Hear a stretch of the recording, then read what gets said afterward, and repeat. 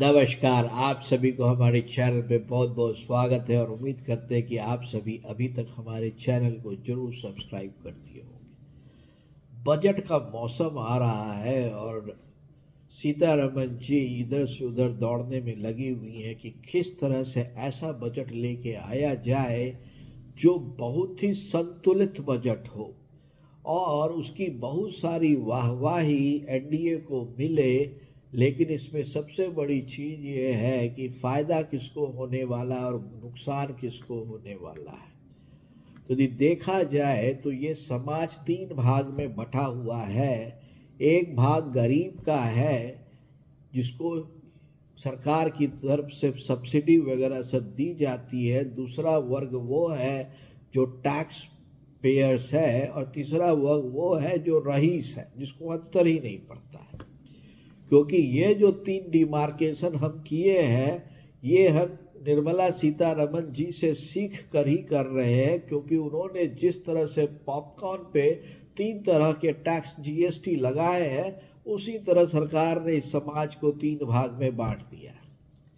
अब फायदा किसको होने वाला है और नुकसान किसको होने वाला है, तो देखा जाए तो सबसे ज़्यादा फायदा जो होने वाला है वो रईसों को होने वाला है।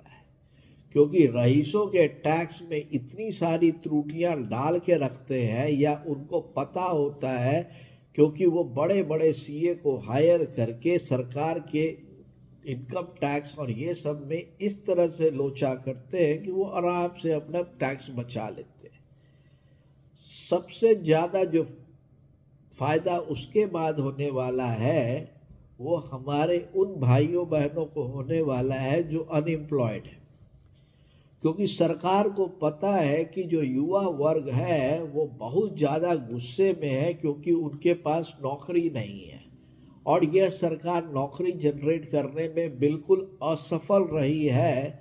और सारे के सारे राज्य सरकार जो आज के दिन में है वो अनएम्प्लॉयमेंट भत्ता देती है। यानी कि हिंदुस्तान में यदि आप नौकरी नहीं करते तो आपको भत्ता मिलता है उसका। अब यह सेंटर भी कुछ ऐसा ही करने वाली हो है या करेगी, क्योंकि पिछले साल इन्होंने कहा था कि हम 1 करोड़ इंटर्न को काबिल बनाएंगे। अब उसका रिपोर्ट कार्ड देना पड़ेगा सरकार को कि बनाया। 1 करोड़ नहीं किया हो तो भैया 10 लाख किया, 15 लाख इंटर्न किया जिसको आईटी सर्विसेज कंपनी में एक न्यूनतम तनख्वाह पे रखा जाएगा, ट्रेन किया जाएगा। दूसरा जो उसके बाद फायदा होने वाला है वो किसान वर्ग को होने वाला है, क्योंकि सरकार को पता है कि किसान बहुत ज़्यादा नाराज है। यदि हम उसको सब्सिडी नहीं देंगे, यदि हम उसका बिजली पानी नहीं वो करेंगे, यदि हम उसको एमएसपी पे सामान नहीं खरीदेंगे तो हमको तो 29 में उखाड़ फेंकेगा। लेकिन सबसे बड़ा उसका नुकसान हमको दिल्ली के इलेक्शन में और बिहार के इलेक्शन में होने वाला है। उसके बाद जो नुकसान जो है वो हमारे फायदा एक तरफ हो गया। अब नुकसान पकड़ते हैं। हमारे वो भाई बहन हैं जो सुबह 7 बजे घर से निकलते हैं और घर पे शाम को आने का टाइम नहीं रहता है।